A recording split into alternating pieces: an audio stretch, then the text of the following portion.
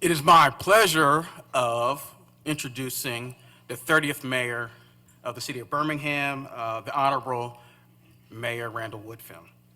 So Mayor Woodfin's philosophy of putting people first has guided his leadership. He's revitalized the city and the city's 99 neighborhoods, and he's made that a top priority during his administration.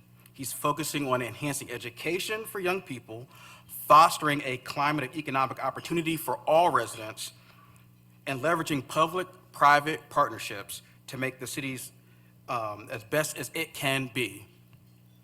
His vision to create new education and career opportunities for students led to the creation of Birmingham Promise, a public-private partnership that provides apprenticeships, tuition assistance to cover college costs for Birmingham high school graduates.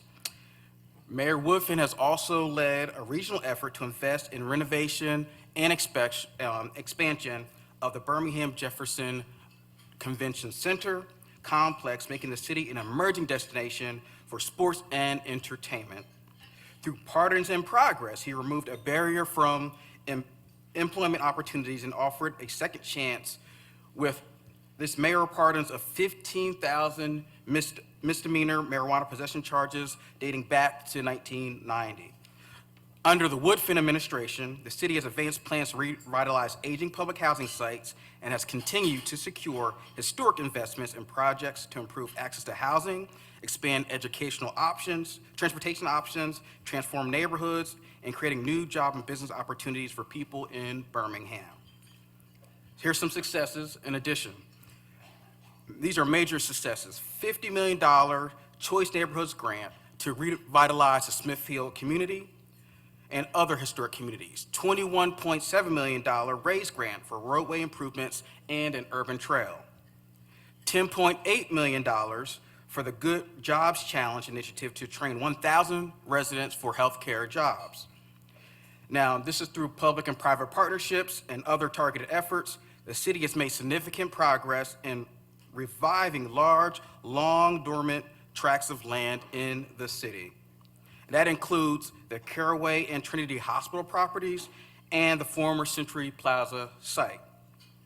I've observed Mayor Wood from a distance. I will tell you, I know for a fact he is passionate, deeply passionate about the city of Birmingham. He's deeply passionate about young people and impacting their lives, and he's passionate about families, and particularly his as well. I have observed Mayor Woodfin and a warming station for persons experiencing homelessness, where he came out in the evening just to check to make sure people were being taken care of, and that the city administrators and staff were doing right by the people. I've seen that. I've also seen you talking to young people on the streets, in the communities, and having these engaging conversations with them. So I know that you're a man of your word.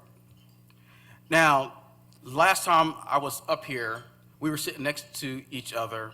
This was on election day, and I gave Mayor Woodfin a little test. He didn't know he got tested. And I asked him about him being a new father. And I'll tell you what, he passed the test. Because when I brought it up, he had a smile on his face. He immediately reached into his pocket and pulled out his phone and said, "Let me show you a picture." How many fathers immediately have a picture of that child? Typically, it's the mother.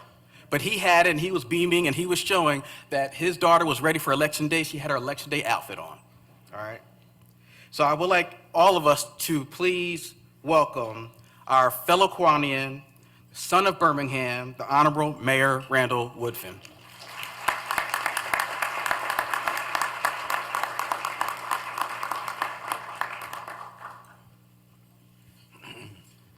Dr. Hicks, thank you so much for that introduction. President Nix and fellow Kiwanians, good afternoon. It is so good to be with you all. A couple housekeeping notes. I got some strain on my voice, so please bear with me today.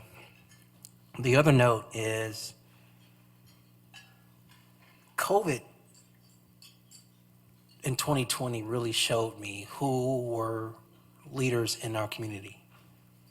In that time, I got a chance to engage a lot of community members. Now, many people would say that the city of Birmingham, you have key partners, such as the school system, your public transit authority, the waterworks. We can talk about that another day. And other key partners to move your community forward as it relates to services in the community. But that year showed me it was probably no more important partner in a public health crisis than to be locked in arms with the Jefferson County Department of Public Health. And at the time, which was at this point, I'm dating myself 5 years ago, less gray hair then, by the way, Dr. Hicks was in the number 2 position in the department. Now he's the lead person, lead man in charge. And I can just say in front of my fellow Kiwanians, we are grateful for your leadership, because what you do there from a public health perspective and saving lives and over communicating with all residents, not just Birmingham, but in Jefferson County, makes a difference. So thank you, not only for the introduction, but thank you for your leadership.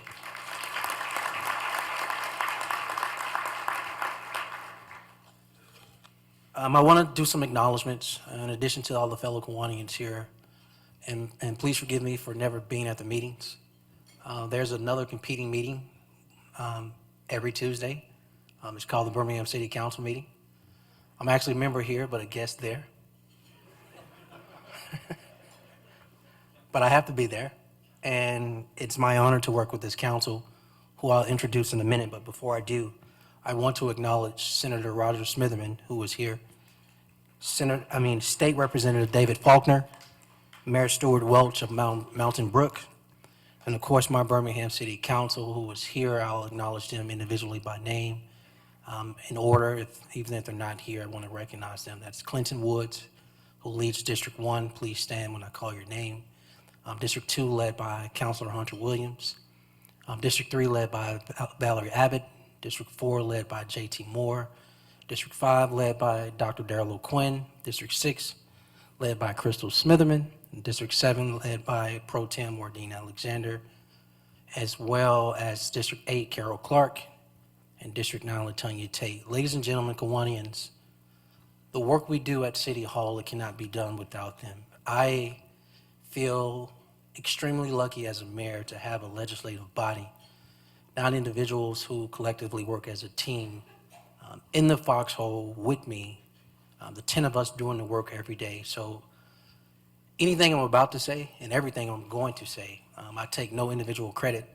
The credit collectively belongs with these 9 individuals I've named and who have stood before you. So I want to publicly thank them. I can't believe it's been 8 years. I literally did not have any gray hair. We're going to talk about that. I already told you. We'll talk about that later. But I do want to talk about our future, everybody. I'm excited to announce to you, and I haven't even shared this with the council yet, so this is literally breaking news to everyone here. The U.S. Department of Commerce today has just awarded the city of Birmingham, in partnership with Southern Research as the lead, along with UAB, a $44 million grant to support our designation as a tech hub. That deserves a round of applause.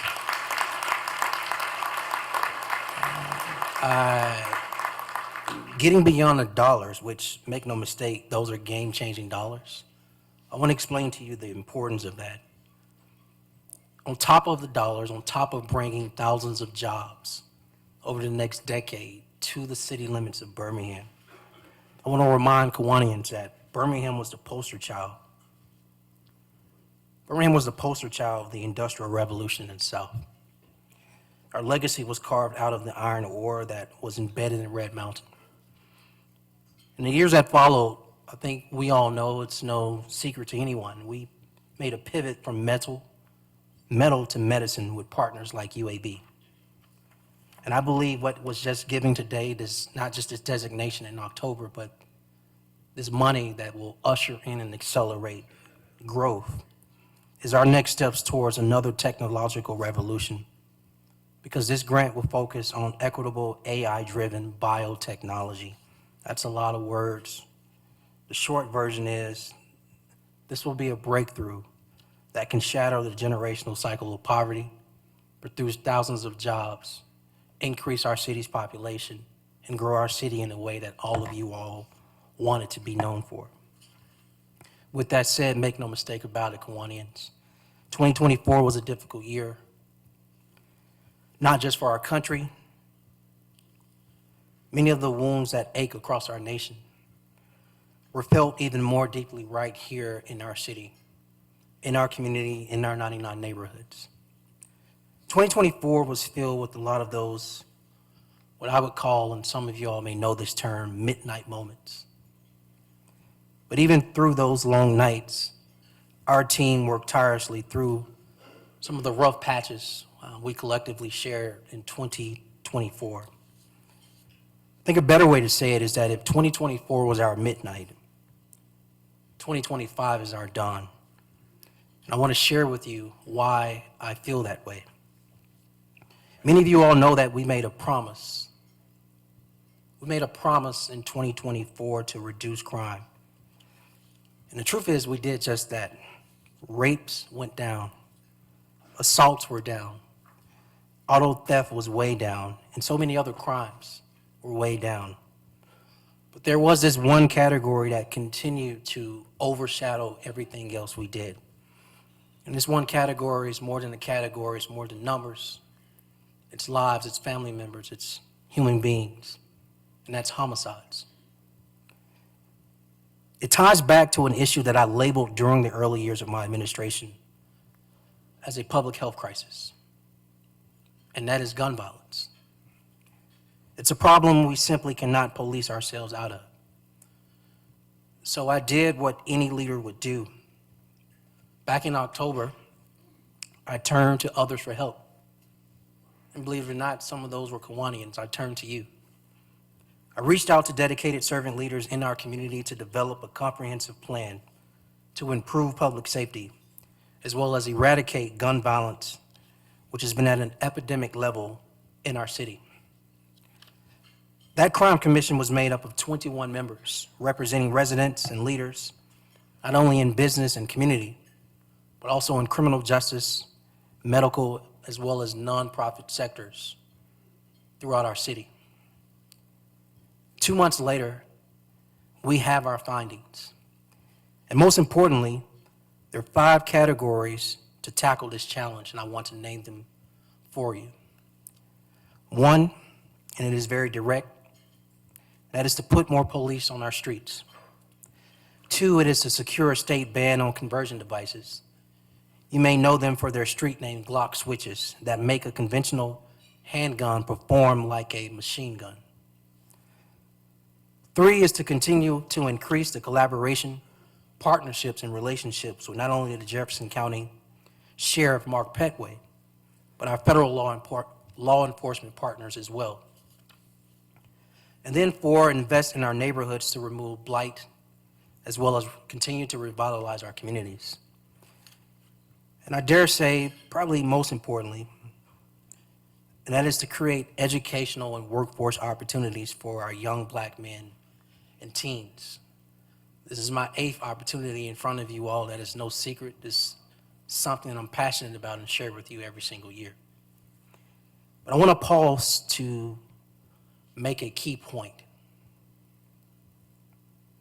Concentrated poverty, plus unemployment, plus our young boys not attending school, plus the staffing issues police departments nationwide are struggling with, on top of a culture of retaliation, led to the perfect storm that we had in 2024 around gun violence and the increase in homicides.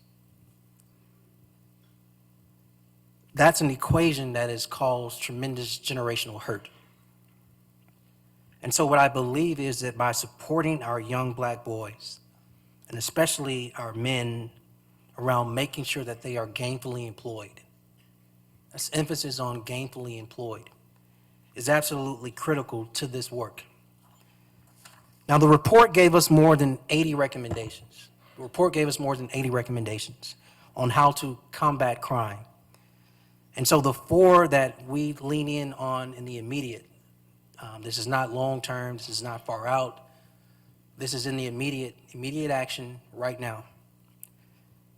One is focused deterrence, and that is the ability to have a strategy of identifying high-risk individuals and groups through a combination of enforcement, accountability, as well as social support. 2 is community violence intervention. Internally, that is led by a team member by the name of Uche Bean. She has a partner literally in fighting crime, one of our city councilors who leads the public safety committee for the city council, and that is LaTanya Tate.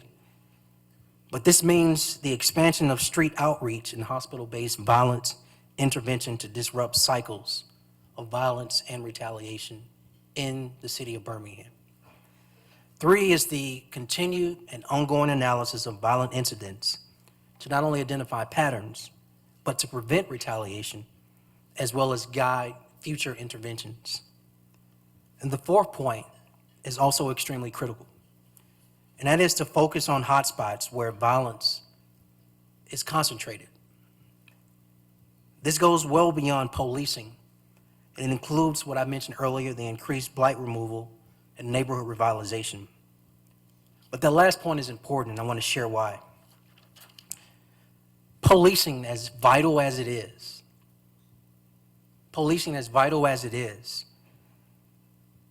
to add on top of that, you have to have the breakthrough of the generational cycle of violence and retaliation. In order to do that, we have to restore hope to underserved neighborhoods throughout our city. Because until those residents know there is a way out, that cycle, the cycle we were in 2024, will continue. But I want to encourage you, Kiwanians, because that's the thing about hope. I believe hope is contagious. And never before, based on what's happened, not only with this report, but the outreach, the reaction, the responses, the calls. There's never been an issue during my administration that has unified our communities, our 99 neighborhoods, like this singular issue of public safety right now. From our crime commission, which brought together a diverse set of residents, business owners, and thought leaders from across our city, to all of you all here, Kiwanians and other members of the community, your presence shows how much. Your response to the Crime Commission report shows how much you care about this city. And so as we implant hope in our communities that desperately deserve it, we will be powered by the hope your individual organizations, Kiwanians, and others bring to this cause, to this issue. It's your trust in our leadership as mayor and council. It's your desire for change, Kiwanians. It's your love for the Magic City that will help us bring light to those midnights I described earlier. Now, I want to give you some more great news, because I believe the council and I are ahead of the curve as it relates to what's already been implemented related to this Crime Commission report, or in the process of implementing many of the commission's recommendations. Let's start with police recruitment.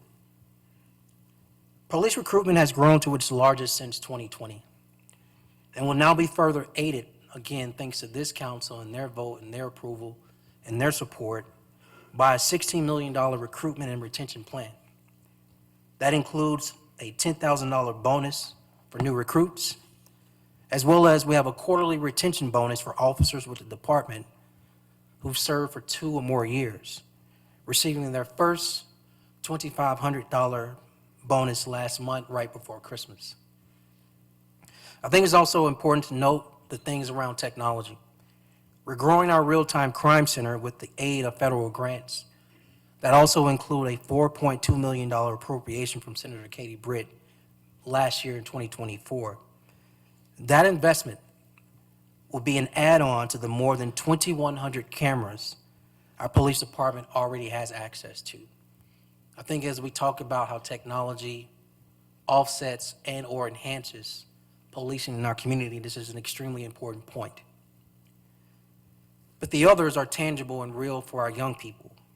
One being conflict resolution, which is now offered to students in nearly every Birmingham City school through the Common Ground curriculum funded by the city and implemented by our municipal court, led by one of your fellow Kiwanians, Judge Andre Sparks, who I see seated here. And then we have the city's Restore program for our teenagers who are most at risk in the juvenile justice system currently that continues to make a difference and expanded through a grant we received in 2023 from the Department of Justice. But there are other receipts that you should be familiar with because as I understand it, I got to arm the folk in this room with enough knowledge to go out here and spread what we're doing to address these issues. The Office of Community Safety Initiatives has awarded a contract to the National Institute for Criminal Justice Reform to take the next steps to produce our gun violence reduction strategy, again, with partnerships with our city councilor and chair of Public Safety Committee and her colleagues, which includes shooting reviews and focused deterrence. And I think it's important because I've already acknowledged this young man, Dr. David Hicks and his team, along with UAB, expanding our hospital-linked violence intervention program with the Department of Health. But I want to explain to you the success of this program. They've been working with gun violence victims admitted to the hospital for quite some time. And now they're going to expand to the emergency room. What you all need to know is that this program has literally led to the decrease in those who have been shot and survived from going back out there and either being shot again and or killing. This program has literally been a success in decreasing retaliation. The Crime Commission report, you should know, points to data that states roughly 1% of our city's population has accounted for more than 50% of the violence. That's why we're making it a priority and working with an external team to launch what we call One Hood. One Hood, that is ONEHOOD, One Hood, to break the cycle of violence through direct interaction with the people in our community most at risk. By focusing on that 1% and injecting new life in all facets of our violence prevention and public safety sectors, we know we can decrease gun violence in our city. Now, that was a lot of information I just shared with you. But I want to be extremely clear by sharing with you and communicating that the vast majority of residents in our city, are very, very peaceful. They are hardworking. They are parents with children. They are law-abiding citizens that are invested in Birmingham, and they want what's best for their communities. The small percentage of people participating in violence, as I understand it from residents who I meet daily, will not shake their resolve for how we make the city better. But again, building a better Birmingham goes beyond public safety. We just simply call it building. You all know that the administration's top priority has always been neighborhood revitalization. And that is reflected in this amended budget this city council just passed. So just to give you a few, more than $20 million will be spent for street resurfacing, sidewalks, traffic calming, and expanded blight reduction efforts. That includes $1 million for sidewalks. Ms. Abbott wants more. Where is she? I'll get you more. Demolition at nearly $3 million plus weed abatement and about $15 million in street paving. But our commitment to education remains as strong with about $2 million, or right at $2 million, committed to Birmingham Promise, $1 million to support mental health, and $750,000 to support early childhood education initiatives. But speaking of the Promise, which I feel like over 8 years, this is something I've talked with you about for at least 7 of them. We have transformed the lives of the last 5 years post-implementation. More than 1,600 high school graduates have now attended college in the state of Alabama because of the Birmingham Promise, with more than 300 of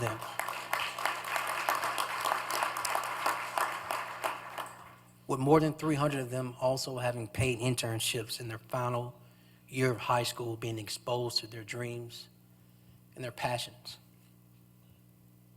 And so when we talk about the cycle of violence, Kiwanians, Those midnight moments that darken the doorsteps of many in our community, parents, children, grandparents. It's efforts like the promise that also shatter the cycle and bring life and give hope to mothers, children, and grandparents.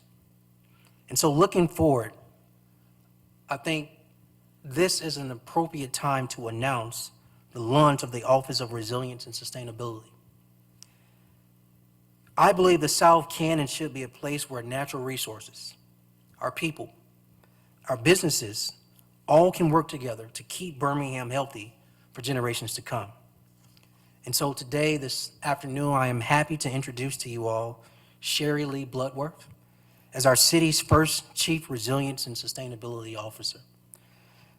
I want to share with you a little bit about Sherry Lee and her team, who are already at work with initiatives related to carbon emissions, healthy food sovereignty, and the creation of an enterprise-wide sustainability plan. This is our future, and it touches everything we do at City Hall. Now, you've heard me say, as I kind of wind down and what I wanted to share with you this afternoon before we get into Q&A, you've heard me say several times that it will take all of us. That's each Kiwanian in this room, that's each guest of a Kiwanian in this room. That's you and your capacity with the organization you serve in a leadership role in, to push Birmingham forward. How do we push Birmingham forward?